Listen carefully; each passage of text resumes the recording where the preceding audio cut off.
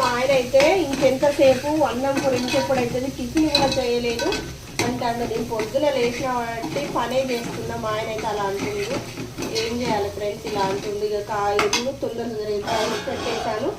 Cauliflower కూడా వేడి నీళ్ళల్లో వేసి ఇది కూడా చేశాను. ఇక టమాటాలు కూడా కోసాను. ఇక ఇప్పుడు అయితే 10 నిమిషాలలో నాకు వంట కావాలి, నాకు ఆకలి అవుతుంది. ఎంతసేపు చేస్తావు నువ్వు అంటుంది. మా ఇంట్లోనే ఇట్లా నా ఇళ్ళల్లో ఇలానే ఉంటుంది ఫ్రెండ్స్. చూసారా, ఇక నన్నైతే ఆత్ర పెడుతుంది. ఏమైంది ఏమైంది అంటుంది. ఇక చూసారా, నేనైతే అడావుడిగా వండుతున్నా ఫ్రెండ్స్. ఎందుకంటే నాకు జ్వరం వచ్చిన నీరసంగా ఉన్నా కూడా ఇక మగవాళ్ళు అయితే ఇలా ఆయన అయితే అలా అంటున్నాడు. ఏం చేయాలి, తప్పదు కదా. ఇక ఓకే తెచ్చుకోవాలి, ఎందుకంటే మనకే ఓపుకుండాలి, వాళ్ళకు ఉండదు కాబట్టి. కాలీఫ్లవర్ను టమాటా కర్రీ వండుతున్నాను. చూసారా, ఇక రైస్ అయితే పెట్టేసాను. ఇక రైస్ కూడా అవుతుంది. అలానే కావాలంట. నేనైతే తొందరనే చేస్తాను, నిదానంగానైతే అసలే చేయను.